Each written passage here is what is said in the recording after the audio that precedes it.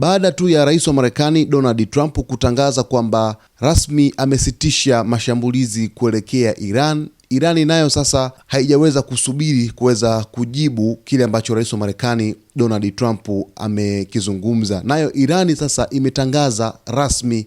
masharti yake ya kusitisha mapigano, lakini pia imeeleza kwamba mlango wa Hormuz wafunguliwa kwa muda wa wiki hizo mbili, kwamba hakuna kizuizi chochote kitakachopita hapo, lakini kila meli itapita kutokana na uratibu ambao utafanyika chini ya jeshi la walinzi wa mapinduzi ya Kiislamu la Iran IRGC. Taarifa inaeleza kwamba serikali ya Iran imetoa tangazo muhimu linaloweza kubadilisha mwelekeo wa mvutano unaoendelea katika Mashariki ya Kati baada ya kuahirisha utayari wa kusitisha operesheni za kijeshi endapo mashambulizi dhidi yake yatakomeshwa. Katika taarifa iliyotolewa jijini Tehran tarehe 7 Aprili 2026, waziri wa mambo ya nje wa Iran Saidi Abbas Araghchi alisema kuwa Irani iko tayari kusitisha operesheni zake za kujihami ikiwa tu itaona mashambulizi dhidi yake yamesimamishwa. Hatua hiyo imekuja kufuatia juhudi za kidiplomasia kutoka kwa waziri mkuu wa Pakistan Shehbaz Sharif pamoja na mkuu wa majeshi wa Pakistan Asim Munir, ambapo wamekuwa wakifanya jitihada za kutafuta suluhisho la amani katika mgogoro huo. Aidha, Irani imeonyesha pia utayari wa kuingia katika mazungumzo na Marekani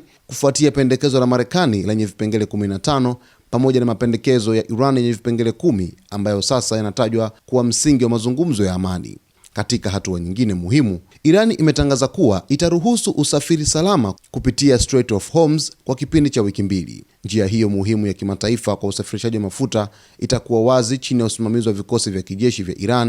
na kwa kuzingatia masharti ya kiusalama na kiufundi. Taarifa hii inakuja punde tu baada ya rais wa Marekani Donald Trump kutangaza kwamba rasmi Marekani inasitisha kuishambulia Irani kwa muda wa wiki 2 baada tu ya kusema kwamba Irani imeonyesha dalili za kuweza kufungua mlango wa bahari wa Hormuz. Ikumbuke kwamba siku chache zilizopita rais wa Marekani alitoa masaa 48 kwa Irani kuweza kufungua mlango wa bahari wa Hormuz, na siku ya hapo jana akatishia kwamba Marekani itapeleka moto wa mateso nchini Irani, kwamba itafanya mashambulizi makubwa, na tension ilikuwa kubwa sana duniani. Na baadaye Trump akaja kueleza kwamba sasa ameamua kusitisha mashambulizi baada ya Pakistan kuweza kumwomba asifanye hivyo kwa Iran, lakini vile vile kutokana na juhudi ambazo zimefanyika chini ya waziri mkuu wa Pakistan Shehbaz Sharif pamoja na mkuu wa majeshi pale nchini Pakistan ambaye ni Asim Munir, ambao wao wameplay party kubwa au wameplay mchango mkubwa sana wa kuweza kusababisha vita hivi kuweza kusitishwa rasmi. Na kupitia kauli ambazo zimetoka pande zote,